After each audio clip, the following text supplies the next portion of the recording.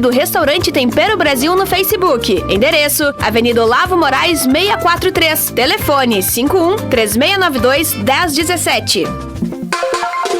Já estamos de volta com o Primeira Hora. Oferecimento: Óticas Carol, Ozirnet, Grupo Mediari, Sicredi, Senac, Casual Mix, Roxo Centro de Compras, Afubra, Fortral New Holland, Chafariz, Rede de Farmácia São João, Centro de Medicina Especializado Dr. Toffer, Marco Pires Imóveis e Sulpar.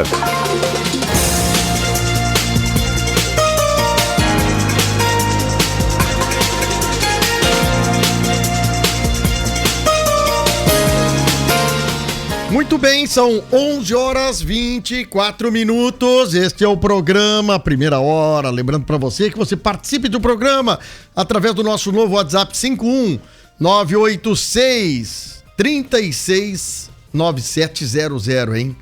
986 36 9700. Este é o programa Primeira Hora. Lembrando que a Sorveteria Droz, 60 anos de tradição, hein? Sorveteria aberta em Camaquã e Arambaré. Restaurante Cláudio Pégolo Fida Bento. Está aberto ao meio-dia com seu tradicional almoço. Você também pode fazer o pedido através do WhatsApp. Olha aí, ó. 984 33 8232. Exatamente. Ou pelo telefone no 3671-8057.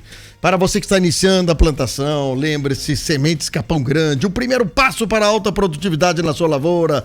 Sementes Capão Grande, ligue 51-3671-5300 ou nas redes sociais. Muito bem, agora o papo que nós já tínhamos avisado. Doutora Bruna Jäger Teló, neurologista que atende em Camaquã na Clínica Toffer, fala conosco nesse momento. Bom dia, Bruna. Bom dia, Fábio. Bom dia para todos. Essa manhã chuvosa. Tá chovendo em Porto Alegre hoje? Tá, deu trovoada, inclusive. Opa, mas o brabo vai ser mais tarde aí, viu? Agora tá tranquilo, viu, guria? Eu tô com inveja desse teu chimarrão aí, hein, e chimarrão. Agora terminou aqui, ó. Eu tô usando florzinhas de camomila sobre o mate. Minha filha fez pra mim, todo dia ela faz pra mim um delicioso mate pra mim aqui, viu? Mas essa filha é querida, hein? Querida, põe querida nisso aí. Bruna, vamos falar o seguinte hoje aí. Sabe que essa semana nós conversamos, semana passada conversamos um assunto muito legal e eu vou novamente trazer uma informação, uma conversa nesse assunto.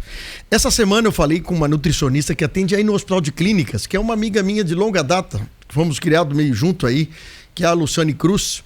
Ela é neurologista da área de oncologia pediátrica aí do Hospital de Clínicas. E ela me falou uma coisa que eu não sabia. Eu fiquei curioso e feliz porque a informação que ela me disse. Ela disse que no Hospital de Clínicas existe uma casa de acolhimento para os familiares de pessoas que estão cuidando de crianças no hospital na parte de oncologia. Não sei se na outra área também. Mas na área de oncologia tem um lugar especial para as pessoas que estão cuidando de crianças, adolescentes na área de oncologia, que são os momentos, um lugar onde a pessoa tem como relaxar, como descansar, como trocar com outro familiar para que fique na área de oncologia. E eu achei muito legal isso, Bruna. Porque o tema que nós vamos conversar é justamente sobre a sobrecarga de quem são os cuidadores de pessoas que têm problemas, como a questão do Alzheimer que nós falamos semana passada. E eu acho que era muito legal a gente usar esse gancho de novo, né, Bruna? Eu acho super legal essa questão desse processo de acolhimento, inclusive para as questões, por exemplo, relacionadas a pessoas que cuidam de pessoas com demência, Alzheimer, etc., em geral tem nos hospitais e nos centros que lidam com isso, tem centros de apoio, então centro de encontro em que são oferecidas assim, oportunidade de poder estar conversando sobre determinado assunto e proporcionando informação para essas pessoas.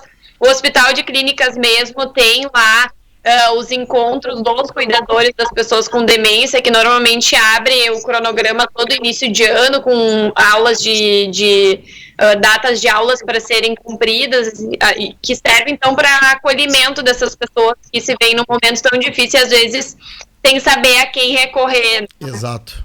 Muito, eu acho tão importante isso, né? Porque a sobrecarga de cuidadores familiares que muitas vezes não estão preparados, né? Nós falamos assim do pessoal que tem cursos de enfermagem, que tem curso específico para essa área. São pessoas que são trabalhadas muitas vezes nesse sentido, mas a grande maioria das pessoas que fazem o cuidado de pessoas de diversas enfermidades, como o caso do Alzheimer, essas pessoas não têm uma preparação, né, Bruna? Não.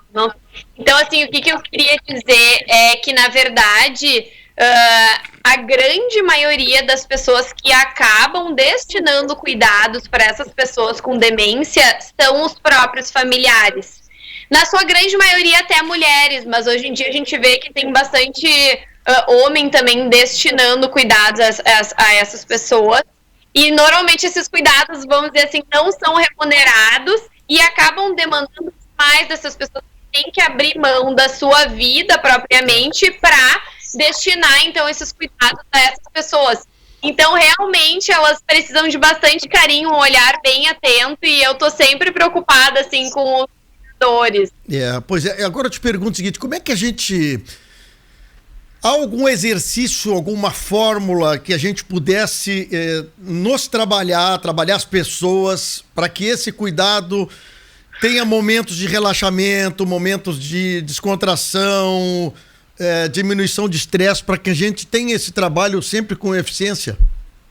Eu acho que o primeiro passo, Fábio, que eu vejo como muito importante, é reconhecer sinais e estresse desses cuidadores, que é o que a gente chama de sobrecarga e estresse do cuidador, que é muito estudado e que realmente são coisas que, por exemplo, eu como neurologista que lido com essas situações, tenho que estar sempre atenta.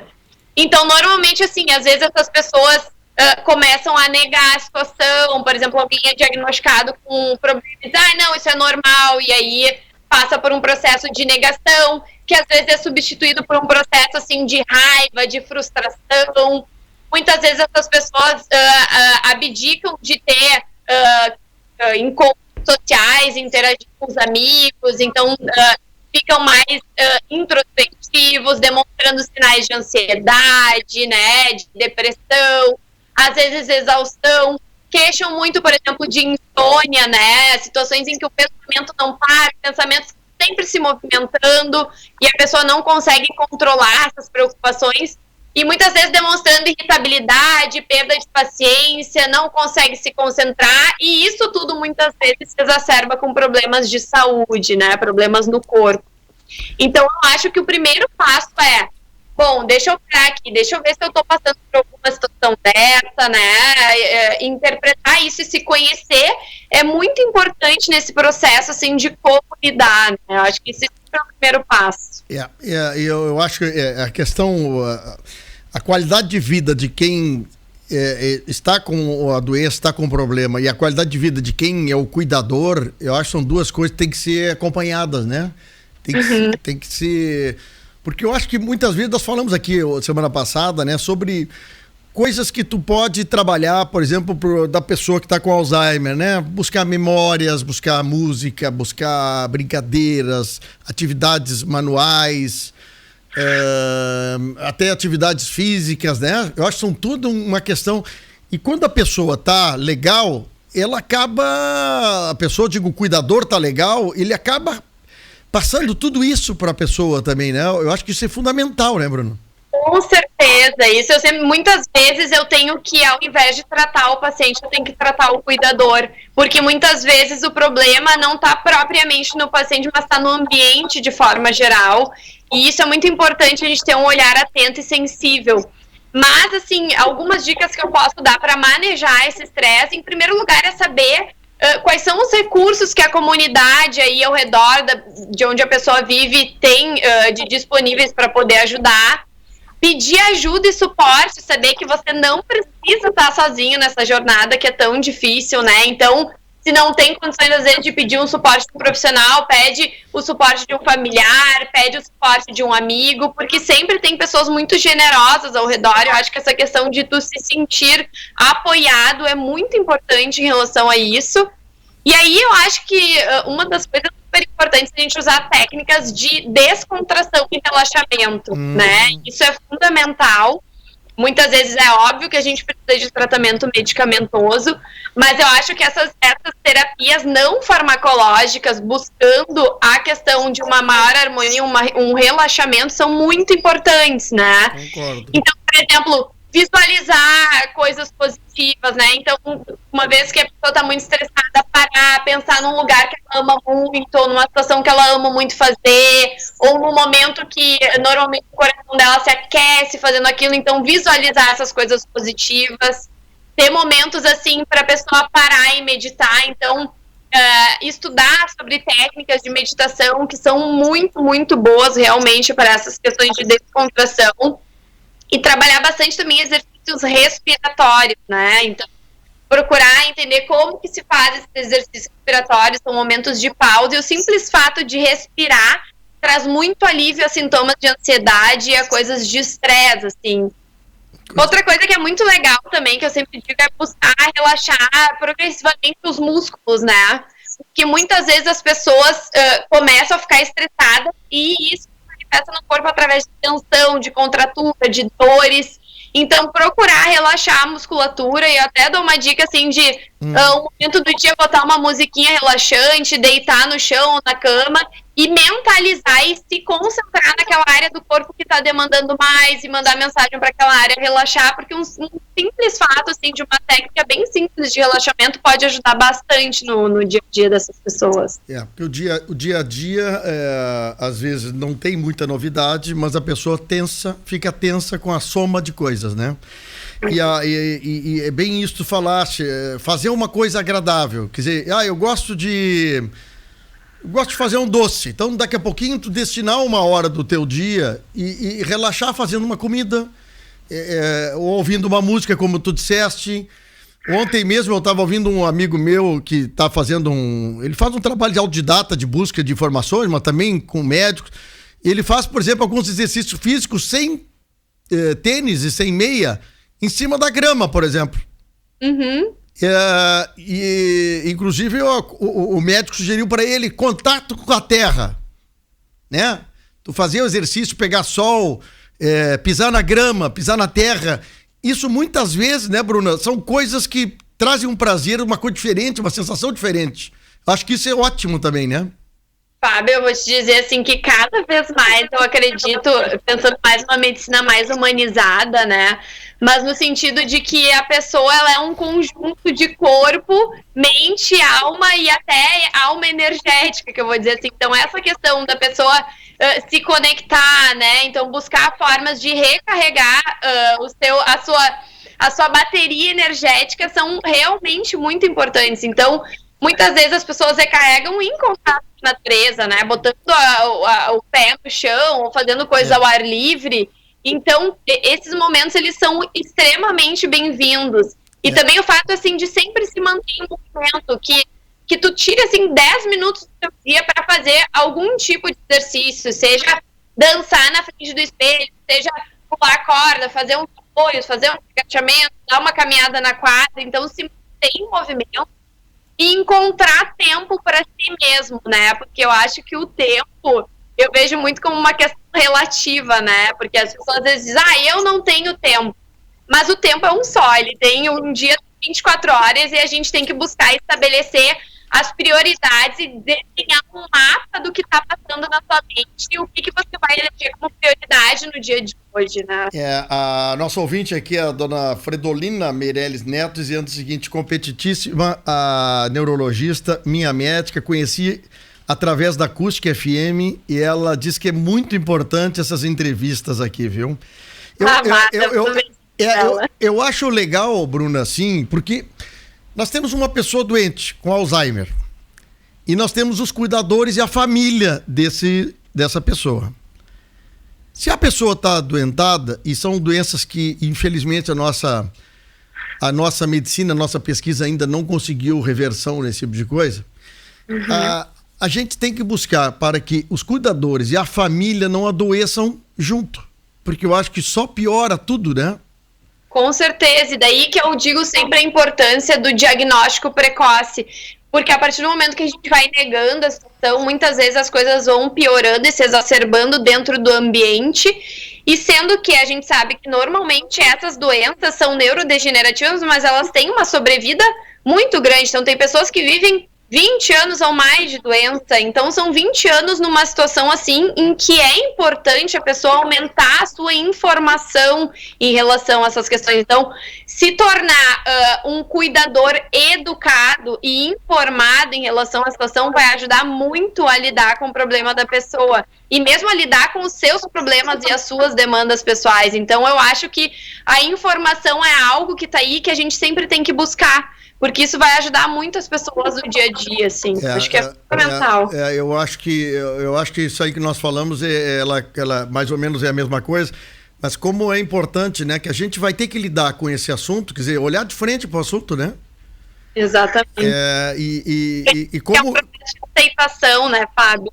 E como converter isso em momentos de prazer, de alegria, de se doar, né?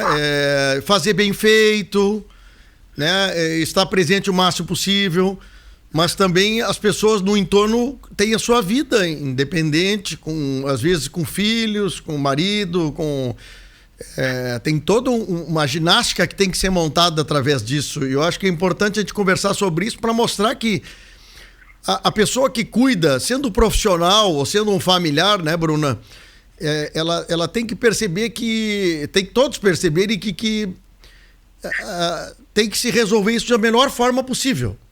Acho que é isso. E não tem como delegar para outras pessoas, para terceiros, né? É uma coisa que a família tem que ir resolvendo o assunto, né?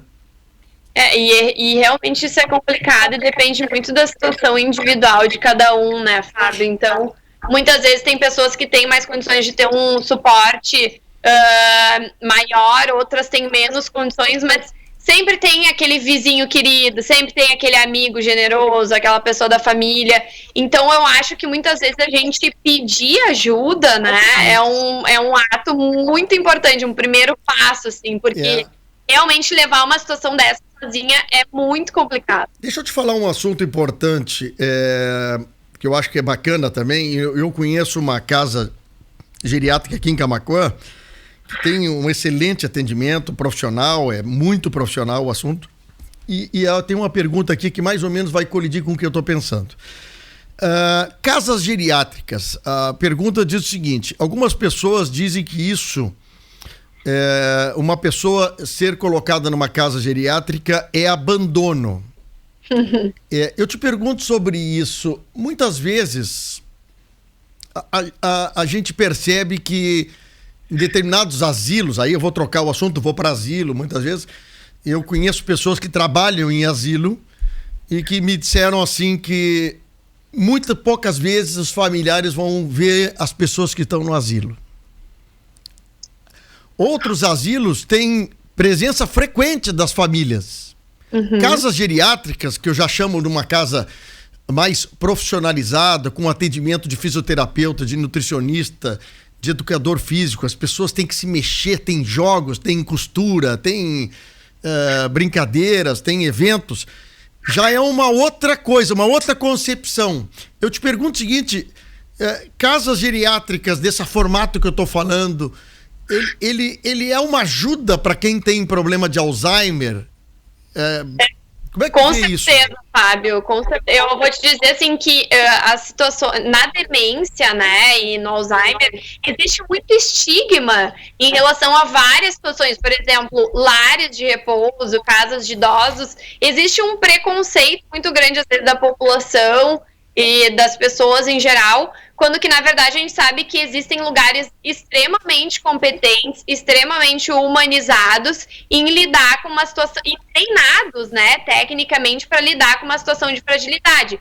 Claro que, como tu mesmo disse, aí a gente tem os dois extremos, porque não é uma situação de abandono, em vez da pessoa viver em casa como um cuidador, ela viver num lar, mas ela pode ter o suporte dessa família nesse lar, assim como ela teria em casa. Então, ter um familiar presente, estar presente. Hoje em dia a gente sabe que os lares têm celular, tem smartphone, então fala por smartphone, visita a casa, pode buscar o familiar para passear todos os dias e aí ficar assim com um momento de realmente verdadeira conexão com essa pessoa. Então isso depende muito da família também, né? Eu acho que esse é um estigma muito grande que a gente tem que desfazer e sempre buscar, assim, lares e casas de idosos que tenham um tratamento centrado na pessoa, um tratamento humanizado. Que daí sim eu acho que a gente pode ter grandes resultados aí. Tu falasse muito bem. Eu acho que esse preconceito do negócio é uma coisa complicada. Agora, eu já visitei, sabe que numa oportunidade assim, que eu vivia na vida pública aqui em Camaquã, eu visitei alguns lugares e um deles até me chocou uma vez, né? De que as pessoas dentro de um quarto praticamente sem janela, vivia 4 idosos dentro de um quartinho sem janela praticamente, era uma coisa assim, deprimente. Isso é uma questão, né? Agora tem muita gente que tem esse preconceito, né? De que uma pessoa numa casa geriátrica é abandono. Mas agora eu vou te colocar o outro lado. Às vezes a pessoa está abandonada dentro da tua própria casa. Exatamente. Ela tá dentro de um quarto como se fosse um apêndice da casa, só para te dizer, para a família, que tu tá com a tua mãe, com o teu pai, com o teu avô dentro de casa. Mas tá lá num apêndice, num abandono, que tu vai de vez em quando ver, tu não põe na mesa para lanchar, para comer junto. Quer dizer, tu tem um abandono dentro da tua própria casa e tu não quer reconhecer isso. Acho que a palavra melhor é isso. É que é a negação, muitas vezes, né? Falta de aceitação. É um assunto extremamente complicado, viu, Bruna? Assim... Fábio, eu acho que essa é uma situação que, assim, as pessoas não têm, as outras que não estão vivendo não têm que, muitas vezes, interferir, porque cada um sabe das dificuldades que passa. Então, ninguém mais do que a própria pessoa pode ter essa situação. Então, se a pessoa acompanha com o médico, leva isso para discutir com o médico, com o enfermeiro, com alguém que tem um suporte, alguma coisa assim, porque normalmente a pessoa vai te ajudar nesse processo. É a mesma coisa, tem uma coisa que eu encontro bastante frequente no consultório, que é a introdução de um cuidador numa situação dessa familiar. Muitas vezes os idosos e cuidadores, né, as famílias cuidadoras e o idoso que está passando por uma situação de fragilidade tem uma certa relutância em aceitar a ajuda de cuidadores. Então, esse processo é uma coisa que deve ser sutil, humanizada, porque muitas vezes não é fácil, sabe, Fábio? Então são situações bastante difíceis. Assim. Aqui eu tenho uma informação, doutora Bruna. Aqui a ouvinte diz o seguinte: sou filha de uma idosa que mora no residencial Malma, que é o residencial que eu conheço, e diz que foi muito difícil a família tomar a decisão. Mas hoje ela diz o seguinte: foi a melhor decisão da família, porque a pessoa está tendo atividade constante, está sendo motivada diariamente, está participando, discute, conversa com as pessoas que estão dentro do própria casa. Então, às vezes, eu acho também, é uma coisa que não dá para te decidir pelos outros, né? Mas, no caso dela aqui, ela disse que foi uma ótima decisão. Inclusive, essa semana eu atendi um senhor idoso que está indo pro lar do Martelo, tive uma experiência bem legal com ele, inclusive a gente trocou bastante informação a respeito desse idoso, de que forma poder ajudar ele. Eu acho que é isso, sabe, Fábio, um trabalho multidisciplinar e várias pessoas tentando ajudar para o bem comum de uma família, de uma situação que cada um sabe da sua situação, né? Então, menos preconceito e mais amor aí entre as pessoas. Muito bem, muito bem. Doutora Bruna Jäger Teló, que é neurologista, bate um papo conosco aqui, quando pode, na sua agenda. Eu queria te agradecer muito o papo aí. Eu acho que é legal nós sacudirmos as coisas para ver. Eu acho que as coisas têm que ser faladas, né, Bruna? E daqui a pouco pode ajudar uma pessoa, uma família a tomar alguma decisão para um lado ou para outro, mas eu acho que é importante a gente conversar sobre isso, viu? Exatamente, eu fico super feliz, assim, de ver que nesses momentos que a gente tem essas conversas, quantas pessoas aí estão sendo ajudadas, e ter esse feedback aí me deixa muito, muito, muito feliz. E eu queria também aqui aproveitar e mandar um beijo para um cuidador muito querido, que eu sei que tá nos ouvindo, que ele me mandou uma mensagenzinha, que é o seu Jair, e que ele tá de parabéns, que eu gosto muito deles e que ele tá aí como um exemplo de um cuidador, figura masculina, que dá, tá nota 1000 para ele. Que legal, fico feliz. Um abraço pro Jair aí, então, muito obrigado. Beijo grande pro Jair. Bruna, até a próxima vez. Beijo pra você, se cuidem, bom dia, bom fim de semana pra todo mundo aí. Obrigado, até mais. Doutora Bruna Egreteló, que atende aqui na Clínica Toffer, 3671-4800. 11:48. Matéria do GZH, governo do Rio Grande do Sul pode demitir servidores que receberam auxílio emergencial de forma irregular. Ô Yuri, são só 3.500 funcionários do executivo, ativo ou inativo do estado do Rio Grande do Sul, que botaram a mão na cumbuca errada, viu? Só que é o seguinte, depois do intervalo eu conto um pouquinho mais sobre isso.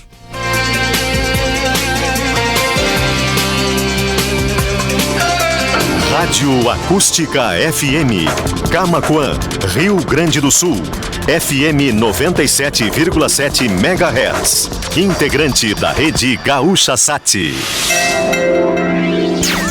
Acústica e a hora certa. 11:49. A Tecmac Mahindra chegou a Camaquã. Um novo conceito em concessionária para levar até você toda a qualidade, tecnologia e robustez dos tratores Mahindra para a região. Com respaldo técnico e garantia em peças e serviços de fábrica, a Tecmac vai levar as melhores condições e ofertas em tratores e implementos até você. Visite a nova concessionária Tecmac Mahindra em Camaquã, Avenida José Loureiro da Silva 227. Na confecção de seus óculos, a Joalheria e Ótica Londres é top of mind de credibilidade e perfeição. Joalheria e Ótica Londres, armações de classe nacional e internacional com performance avançada que combinam com a sua personalidade. Lentes orgânicas, bifocais e multifocais, antirreflexos, anti-arranhões, com tratamento de borda e finas joias e relógios.